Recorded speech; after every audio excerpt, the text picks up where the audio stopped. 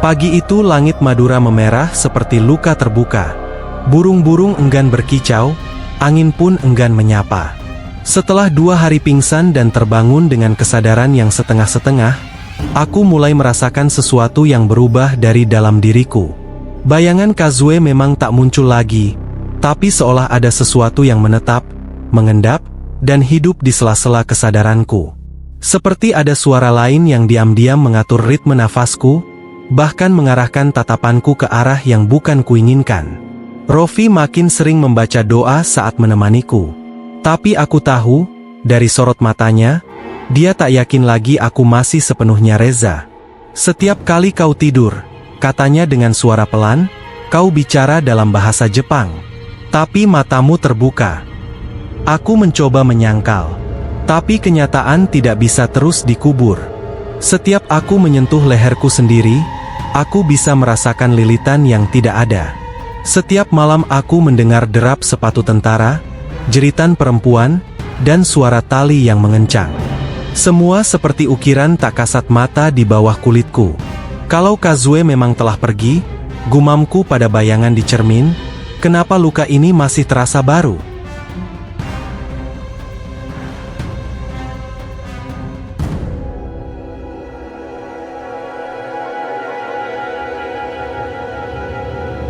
Sore itu, Rofi menemukan sesuatu yang tak terduga. Di antara tumpukan buku tua milik almarhum kakekku yang tersimpan di gudang, ada sebuah amplop berwarna coklat yang sudah menguning. Kertasnya tipis, terlipat rapi. Di bagian luar tertulis dalam tulisan tangan asing, "Untuk Reiji-san, dari Kazue." Reiji, itu bukan namaku. Tapi ketika aku menyentuh surat itu, tubuhku langsung gemetar. Rofi membukanya pelan. Di dalamnya ada selembar kertas lusuh yang tertulis dalam bahasa Jepang. Kami membawanya ke guru bahasa Jepang di sekolah, Bu Hiroko, yang langsung pucat saat membaca isinya. "Ini surat cinta," katanya. "Dari perempuan Jepang bernama Kazue kepada seorang lelaki bernama Reiji. Ia menulis tentang cintanya yang ditolak dunia, tentang kehamilannya, dan tentang rencananya melarikan diri bersama sang kekasih. Tapi surat ini tak pernah sampai. Kazue dibunuh sebelum sempat menyerahkannya." Aku mematung. Nama Reiji terus bergema dalam pikiranku. "Kau tahu," kata Bu Hiroko, "dalam bahasa Jepang klasik, Reiji bisa berarti cahaya dalam gelap. Mungkin itu nama yang Kazue berikan padamu. Atau nama lelaki yang sangat mirip denganmu."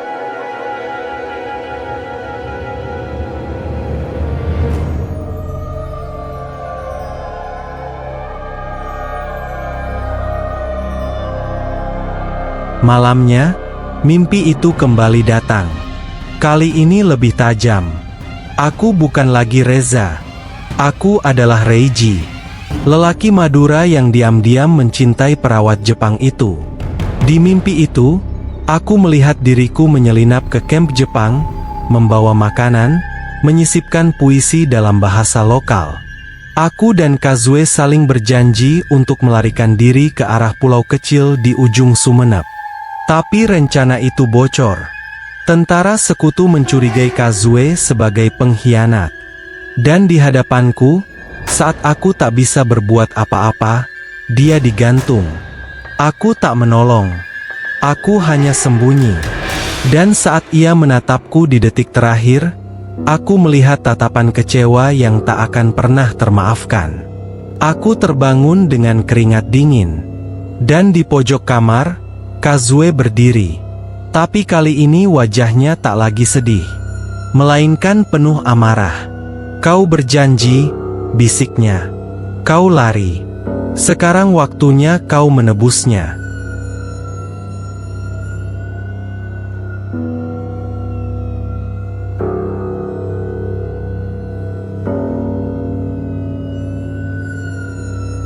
Hari-hari setelahnya jadi kabur. Setiap malam tubuhku seperti dipinjam. Rofi mengatakan aku pernah keluar rumah tengah malam dan berdiri di depan tugu peringatan perang Jepang di kota, membacakan nama-nama yang bahkan tak kukenal. Pernah juga aku menggores dinding kamar dengan tulisan kanji yang artinya, aku pulang. Kiai Sahlan datang lagi. Kali ini ia membawa benda aneh. Cermin bundar dari logam tua, dibungkus kain hitam.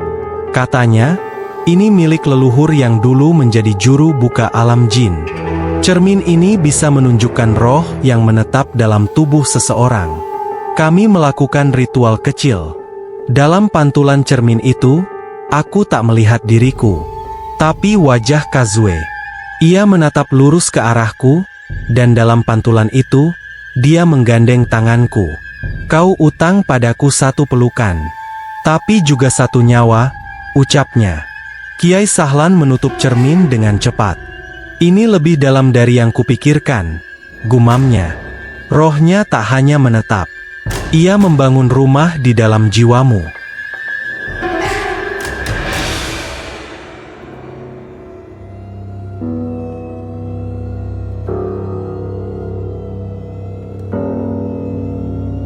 Satu-satunya cara, kata Kiai Sahlan, adalah menyatukan kembali yang tercerai.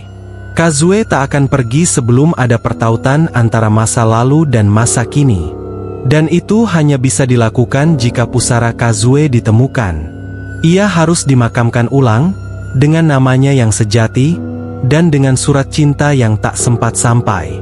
Tapi bagaimana mencari makam seorang perempuan Jepang yang dibunuh diam-diam dan jasadnya dibuang tanpa nisan? Jawabannya datang dari seorang lelaki tua, mantan penjaga rumah sakit lapangan di masa itu. Kami menemukannya di daerah Pabian, dekat bekas markas militer tua. Ia mengaku pernah melihat jasad perempuan Jepang digotong malam-malam, lalu dikubur di balik tembok belakang rumah sakit, tanpa tanda. Kami ke sana, dan saat menggali tanah di bawah pohon bambu kering, bau anyir menyergap. Tulang-tulang kecil, serpihan kimono, dan bandana tentara Jepang muncul dari tanah. Di salah satu tulangnya, ada liontin kecil. Isinya, potongan puisi dalam bahasa Madura.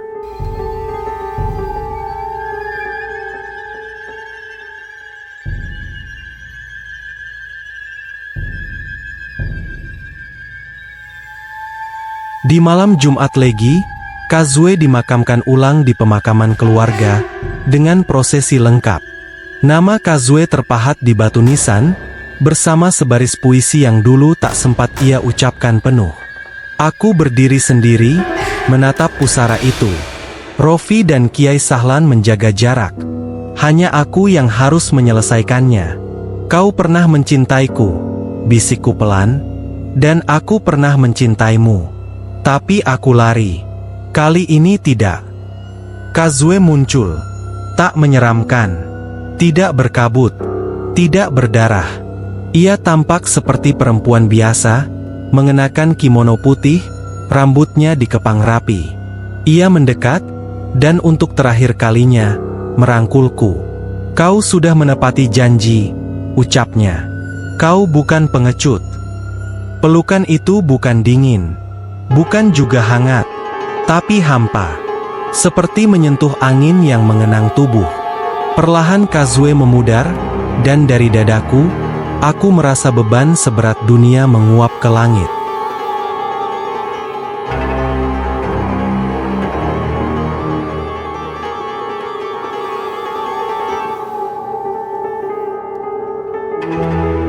Sejak malam itu, tak ada lagi mimpi. Tak ada suara, tak ada bayangan. Aku bisa makan, tidur, tertawa. Tapi di sudut hati, selalu ada ruang kosong yang tak bisa dijelaskan. Kazue mungkin sudah pergi, tapi cinta yang gagal diwujudkan tetap tinggal. Aku kembali ke rutinitas. Kuliah, menulis. Sesekali mendampingi Kiai Sahlan yang kini memanggilku, Reiji, dengan senyum penuh arti.